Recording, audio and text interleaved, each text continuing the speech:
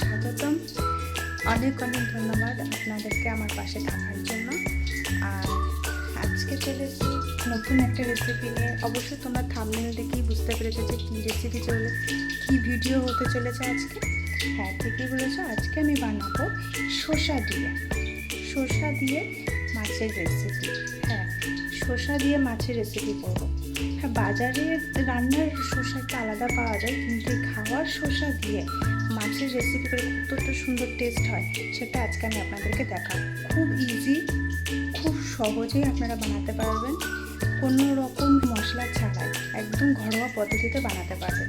তো আজকে চলুন দেখা যাক যে কীভাবে বানাবেন। খুব তাড়াতাড়ি, আর এটা খেতে খুবই সুন্দর হয়।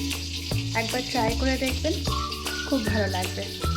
ভিডিওটি লাস্ট পর্যন্ত দেখবেন, কোনো রকমভাবে স্কিপ না করে, তাহলে বুঝতে পারবেন। কোনো রকম স্কিপ করলে আপনারা বুঝতে পারবেন না যে কোন জিনিসটা মিস্টেক করে যাচ্ছেন, তাই না?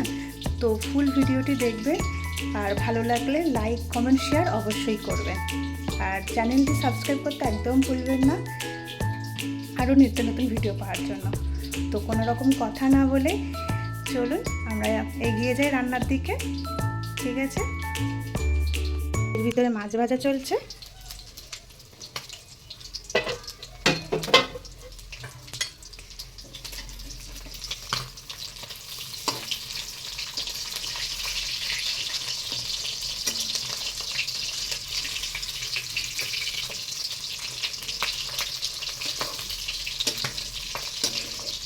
এটা কি মাছ আমি জানি না, আমার হাজব্যান্ড কালকে নিয়ে এসেছে বাজার থেকে। ও বলতে পারছে না যে এটা কী মাছ। ও মাছটার নাম না জিজ্ঞাসা করে নিয়ে চলে এসেছে। তো মাছটা ভাজা হোক, মাছটা আরও আছে, ভাজা হবে। আর এইটা ঢাকা দিয়ে দিই। এই রেসিপিটা করতে আমি নিয়ে নিয়েছি একটা শসা, আর নিয়ে নিয়েছি একটা আলু আর হচ্ছে সজনে ডাঁটা। ঠিক আছে, একদম কম উপকরণ আছে। এখানে আছে টমেটো আর হচ্ছে পেঁয়াজ, এতেও মাছ আছে। সব উপকরণগুলো আগেই কেটে নিয়েছি, শুধু আপনাদেরকে দেখাবো বলেই শসাটা এখনো কাটিনি, তাই সেটা এখন কাটছি। হ্যাঁ, শসা সবসময় কাটার আগে এরকমভাবে আঠাটা ছাড়িয়ে নেবেন, এতে তিতো ভাবটা থাকে না।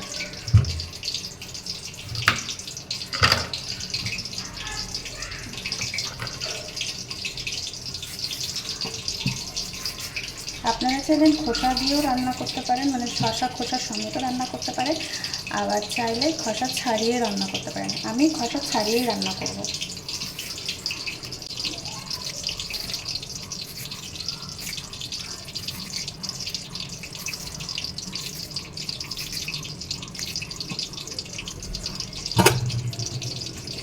খোসা ছাড়া হয়ে গেছে, এবার এটাকে পিস করে কেটে নেব।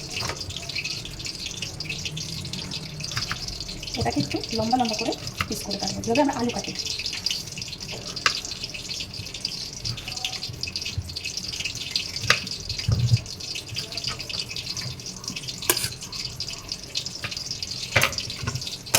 এই দেখুন কেটে নিয়েছি, ঠিক এইভাবে কেটে নেবেন আপনারাও, কেমন? একটু এরকম করে মোটা করে কেটেছি, তার কারণ হচ্ছে শসা কিন্তু গলে যায়, শসা নরম, খুব তাড়াতাড়ি সিদ্ধ হয়ে যায়। তো সেই জন্য আমি এরকম করে কেটেছি। একটু আলু এরকম করে আমরা কাটি, তো এরকম করে কেটেছি। মাছটা কেটে নিই।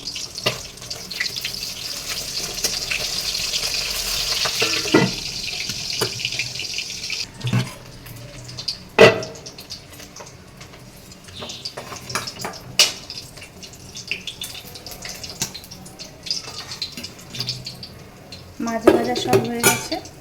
ভাবছেন এত বড় কড়াইতে কি রান্না করব? না রে ভাই, এত বড় কড়াইতে কালকে আমার হাজব্যান্ড অনেক মাছ নিয়ে এসেছে, এখনও অনেক মাছ আছে। তো আমার তো ফ্রিজ নেই, এবার ফ্রিজ নেই বলে সেই জন্য আমি হচ্ছে মাছ তো ফ্রিজে রাখতে পারি না, তো সেই জন্য আমাকে ভেজেই রাখতে হয়। তো তো কালকে আমি মাছগুলোকে হচ্ছে ভেজে রেখেছিলাম। ঠিক আছে, তো দেখো কত মাছ নিয়ে এসছে। এই দেখো এখনো কত মাছ।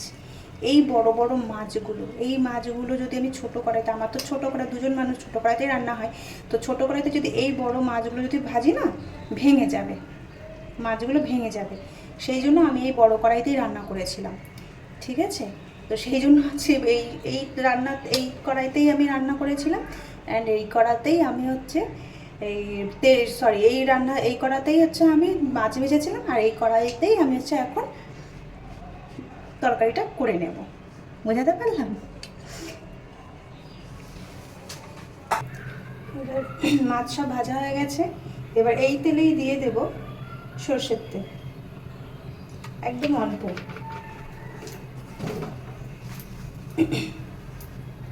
তেল গরম হয়ে গেলে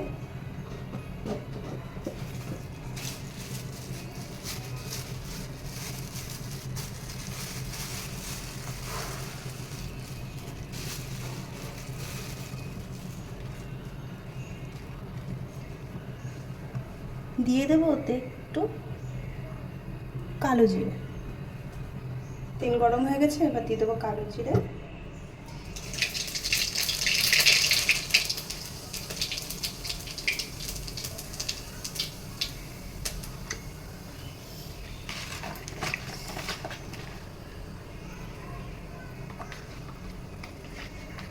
এবার এই আলু এইগুলো ভালো করে দিয়ে ভালো করে ভেজে নেব।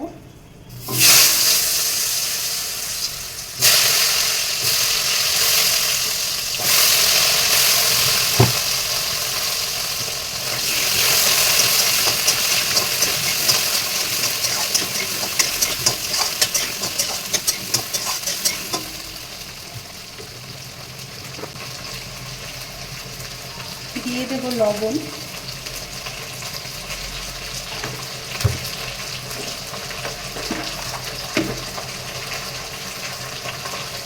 একটু হলুদ দেবো,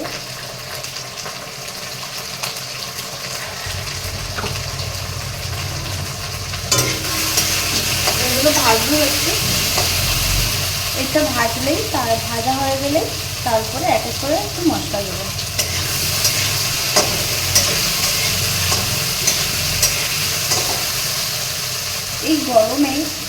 এই গরমে সবসময় কিন্তু মশলাপাতি দিয়ে সবজি, মাছ, মাংস, আদার্স কোনো সবজি খেতে কিন্তু ভালো লাগে না সবসময় মশলা দিয়ে।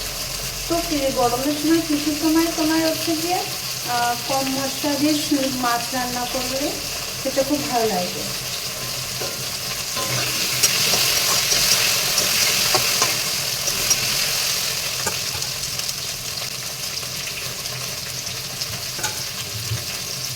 এবার দিয়ে দেবো এই কেটে রাখা শসাগুলো।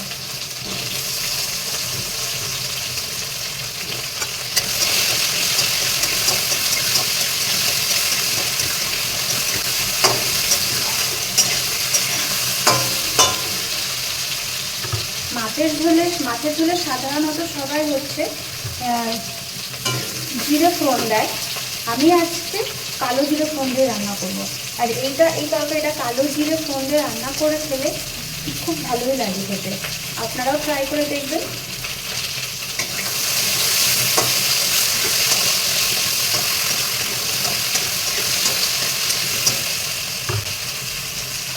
এরপর এতে দিয়ে দেবো কেটে রাখা পেঁয়াজ আর টমেটো।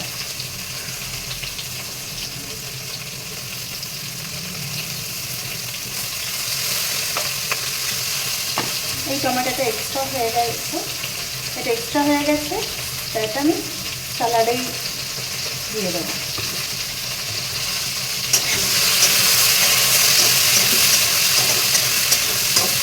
এরকম করে ভালোভাবে নেড়ে নিতে হবে।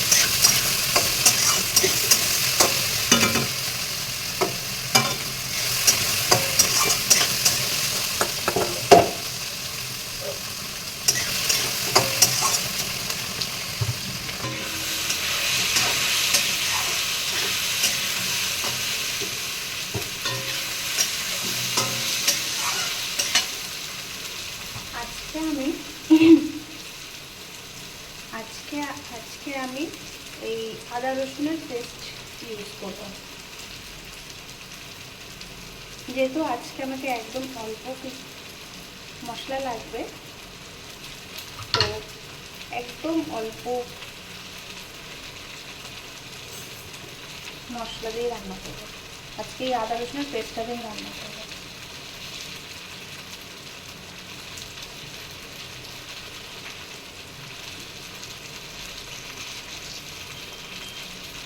দেখতে পাচ্ছেন একদম এইটুখানি দিয়ে রান্না করব।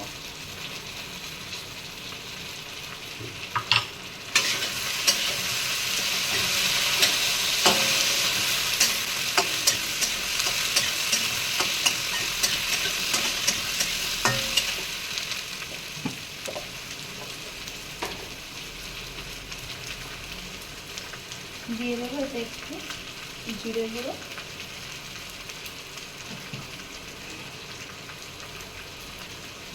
একটু ধনে গুঁড়ো,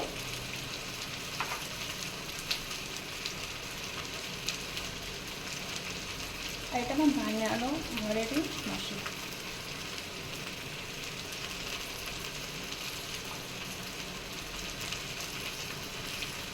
দিয়ে দেবো আর একটু হলুদ,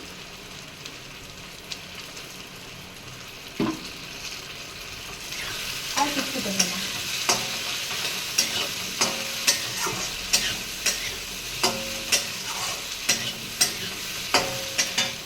খুব কম উপকরণেই এই ঘরোয়া মাছের ঝোলটা একবার করে খাবেন।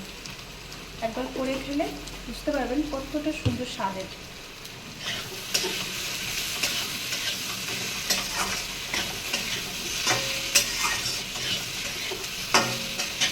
এতে দুটো লঙ্কা চিড়ে দিয়ে দেবো।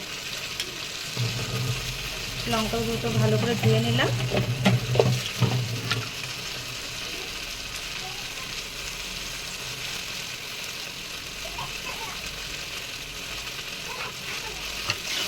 এবার এতে ভালো করে কষাবো, ভালো করে কষিয়ে জল দিয়ে দেবো।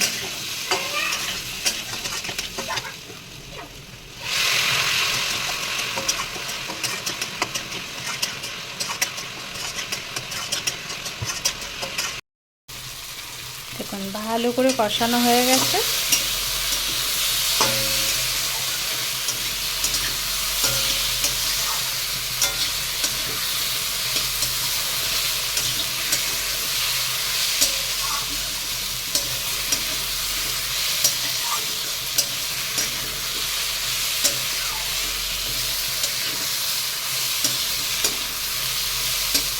এবার এতে জল দিয়ে দেবো।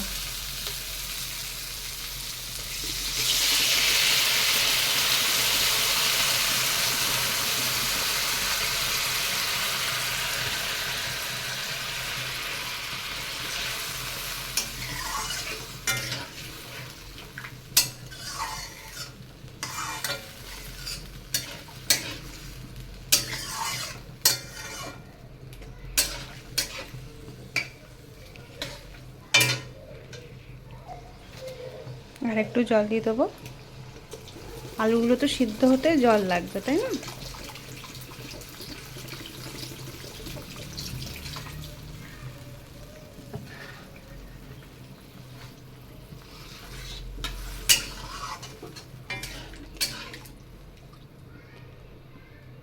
এবার এটা ফুটে উঠলে মাছগুলো দিয়ে ঢাকা দিয়ে দেব। মাছের ঝোলটা খুব ভালোই ফুটে উঠেছে। এবার এক এক করে মাছগুলো দিয়ে দেব।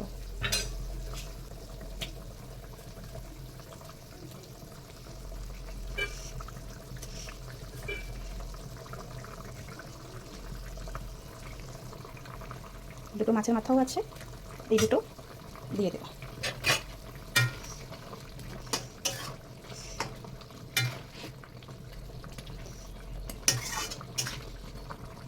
এবার এটা ভালো করে ফুটবে, আমি এটাকে ঢাকা দিয়ে দেবো সিদ্ধ হওয়ার জন্য।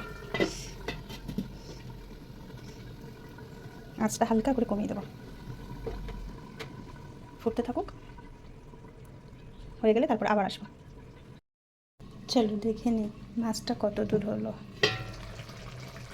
দেখো মাছটা প্রায় হয়ে গেছে, একটু নেড়ে নিই।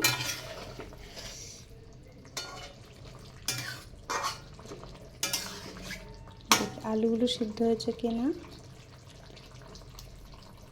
এই দেখো আলু সিদ্ধ হয়ে গেছে, পুরো একদম ভেঙে গেছে। ডাটাও সিদ্ধ হয়ে গেছে, শসাও সিদ্ধ হয়ে গেছে। এবার এটাকে নামিয়ে নেব।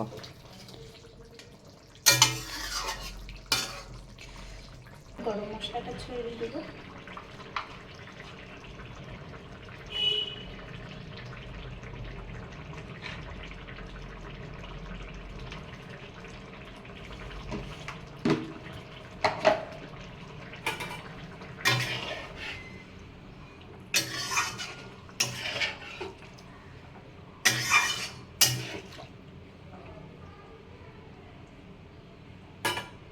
গ্যাসের ফ্লেমটা অফ করে দেবো।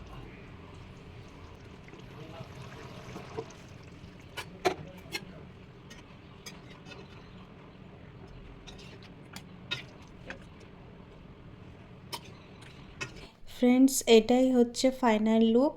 তো অবশ্যই কমেন্ট বক্সে কমেন্ট করে জানাবে যে কেমন হয়েছে, আর ভালো লাগলে লাইক করবে, শেয়ার করবে, আর চ্যানেলটিকে সাবস্ক্রাইব করতে একদম ভুলবে না। তোমাদের একটা লাইক কমেন্টে কিন্তু আমাকে অনেকটা মোটিভেট করে। তো দেখা হচ্ছে নেক্সট ভিডিওতে। আর ততক্ষণের জন্য বাই, ভালো থাকবেন আর আমাকে সাপোর্ট করবেন। ধন্যবাদ।